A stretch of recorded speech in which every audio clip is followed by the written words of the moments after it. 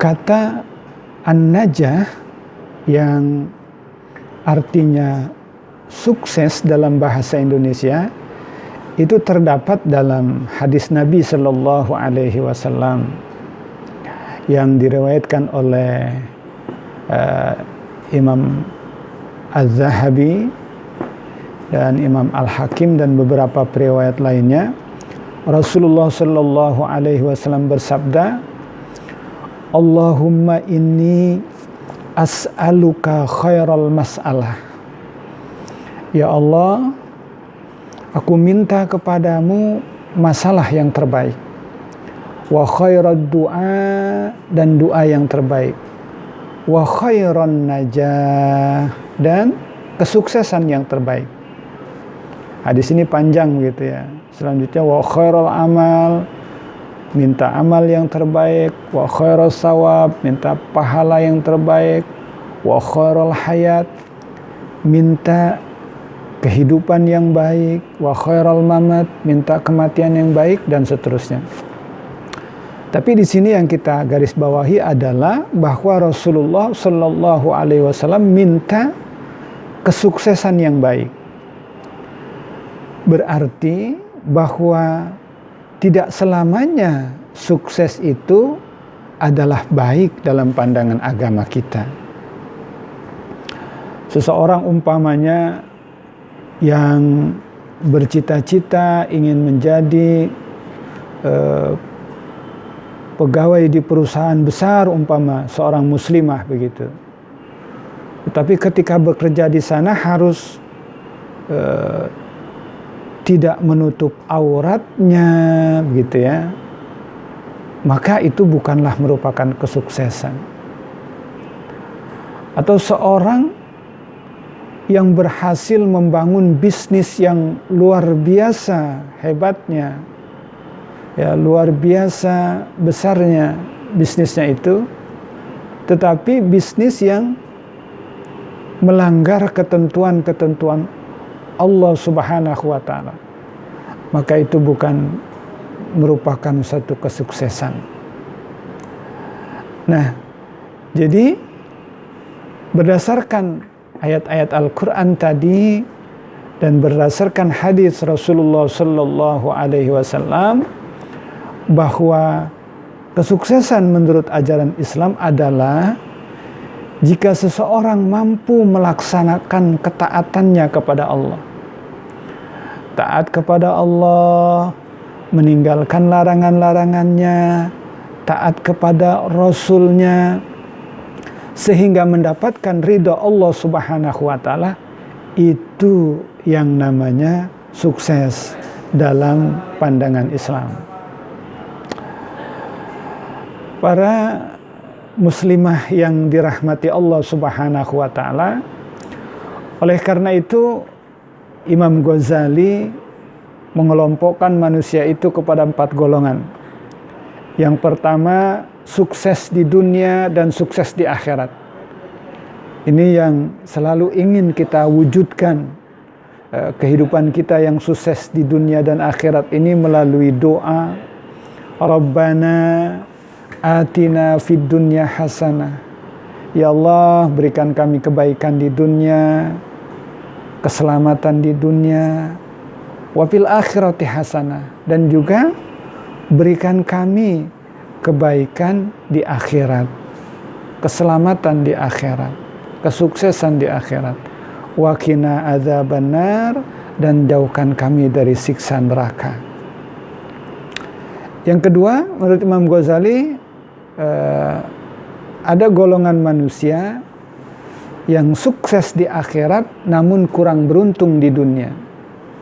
Nah, ini juga tidak bagus begitu, karena tidak sejalan dengan yang diajarkan oleh agama kita. Agama Islam mengajarkan supaya kita memiliki kehidupan yang seimbang untuk dunia dan akhirat.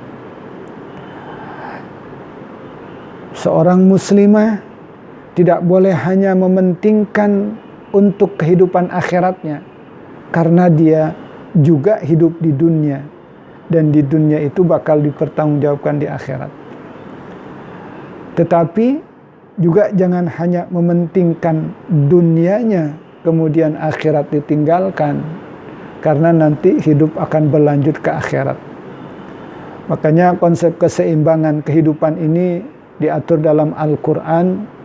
Kata Allah dalam firman-Nya, wabtaghi bima atakallahu darul akhirah. Carilah karunia Allah untuk keperluan akhirat, wala tansa nasibaka minad dunya.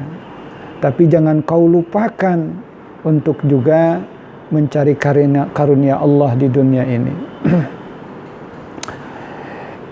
Yang ketiga, kata Imam Ghazali, ada golongan orang yang sukses di dunia namun merugi di akhirat. Na'udzubillah, contohnya orang-orang yang membangun perusahaan yang melanggar ketentuan Allah lah, menjual barang-barang yang diharamkan dan sebagainya. Itu bukan kesuksesan menurut pandangan Islam. Dan yang keempat, rugi di dunia, rugi juga di akhirat. Na'udzubillah. Atau tidak sukses di dunia, tidak sukses di akhirat. Lalu bagaimana kunci sukses pendidikan anak? Ya, menurut ajaran Islam, bukan menurut saya begitu ya. Kunci sukses pendidikan anak menurut ajaran Islam, kalau kita baca dalam literatur baik dari Al-Quran maupun As-Sunnah maupun daripada pendapat-pendapat para ulama, mengatakan diantaranya yang pertama, mendoakan. Orang tua harus mendoakan anaknya setiap saat. Jadi para orang tua muslimah, khususnya para ummahat, ibu-ibu sekalian yang punya anak, jangan berputus asa menghadapi anak yang bandel dan nakal. Anak yang nakal dan berperilaku tidak terpuji, barangkali memang masih hatinya masih tertutup, ya. Maka bukalah hati anak itu dengan doa, karena pada hakikatnya Allah lah yang akan membukakan hati anak kita. Jadi orang tua harus mendoakan kepada anaknya, karena doa orang tua itu adalah mustajab, insya Allah dikabulkan oleh Allah Subhanahu wa Ta'ala. Sebagaimana sabda Rasulullah sallallahu alaihi wasallam, du'aul walidi liwaladihi, du'aul walidi liwaladihi ka du'ain nabi li ummatihi. Rawahu Dailami an Anasin. Di doa orang tua untuk anaknya seperti doa Nabi untuk umatnya. Artinya mustajab, insya Allah dikabulkan oleh Allah Subhanahu wa Ta'ala. Maka Nabi Ibrahim di dalam Al-Quran surat 40, surat Ibrahim ayat 40 dan 41, itu juga berdoa kepada Allah Subhanahu wa Ta'ala untuk anak-anaknya. Kata Nabi Ibrahim, Rabbi ja'alni muqimas shalah wa min dzurriyyati. Ya Tuhanku, jadikanlah aku orang yang mendirikan sholat, orang yang selalu mengerjakan sholat, dan begitu juga jadikan anak-anakku sebagai orang-orang yang selalu mendirikan sholat. Jadi itu yang pertama, supaya anak kita menjadi anak-anak yang sukses, orang tua harus mendoakannya. Doa untuk kesuksesan anak. Apakah doanya itu ketika anak sedang ujian, doa anak untuk menjadi anak yang soleh, doa anak ketika ingin mendapatkan pekerjaan yang baik dan sebagainya. Orang tua hendaknya mendoakan anaknya. Yang kedua, orang tua hendaknya sabar dan mendidik anak-anaknya dengan cinta dan kasih sayang. Barangkali di antara kita sering ada yang mendengar ungkapan keberhasilan adalah buah dari usaha dan kesabaran. Nah, ini berlaku juga jika ingin anak-anak kita berhasil, maka harus bersabar. Dengan sikap sabar, insya Allah kita bisa lebih mudah membimbing mereka. Dengan sikap sabar kita, anak-anak kita akan senantiasa merasa nyaman bersama kita. Oleh karena itu Allah Subhanahu wa Ta'ala berfirman di dalam Al-Quran, wa'mur ahlaka bis salati wastabir alaika. Perintahkanlah kepada keluargamu, kepada anak-anakmu supaya mendirikan sholat, dan bersabarlah kamu dalam mengerjakannya itu. Jadi ketika orang tua memerintahkan anak untuk sholat subuh, berat bagi si anak, bukannya bangun tetapi malah tidur lagi. Nah, di sini orang tua harus bersabar terus untuk membangunkan anak dengan penuh cinta dan kasih sayang. Yang ketiga, memberikan pendidikan agama. Nah, ini hal yang sangat penting karena agama itu akan menjadi panduan bagi anak-anak untuk kelak dia menghadapi kehidupan, menghadapi lingkungannya. Agama itu ibarat rel kendaraan, ibu-ibu sekalian, para muslimah sekalian. Jika tidak ada relnya, maka dia akan menabrak-nabrak.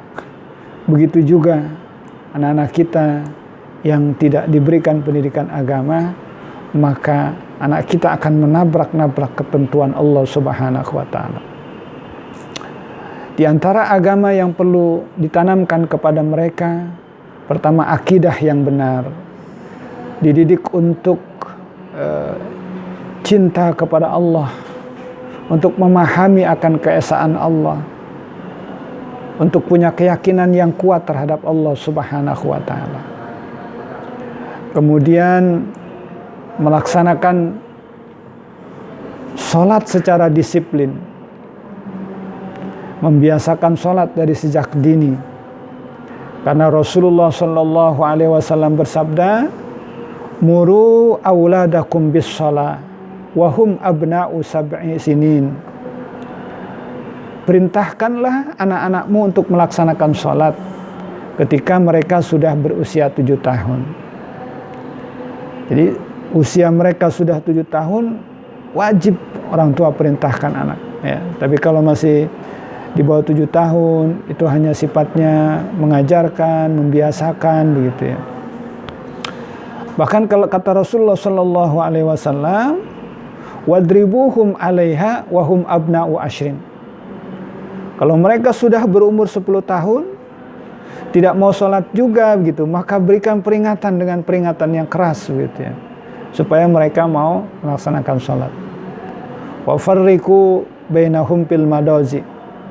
Dan kalau sudah umur 10 tahun, pisahkan tempat tidur mereka yang laki-laki dengan perempuan. Kemudian di antara bagian juga mengajarkan agama kepada anak-anak adalah didik mereka supaya cinta kepada Nabi, cinta kepada keturunan-keturunan Nabi, dan cinta kepada Al-Quran. Ini sebagaimana sabda Rasulullah Sallallahu Alaihi Wasallam, addibu auladakum ala khisalin salasin. Didiklah anak-anak kamu terhadap 3 hal. Yang pertama adalah hubbi nabikum, cinta kepada Nabi, wa hubbi ahli baitihi, cinta kepada keluarga Nabi, wa ala qiraatil Quran, dan cinta kepada Al-Quran. Kemudian yang keempat, jangan memaksa orang tua itu kepada anak-anaknya supaya anak itu menjadi seperti diri mereka, gitu ya. Nah, karena seringkali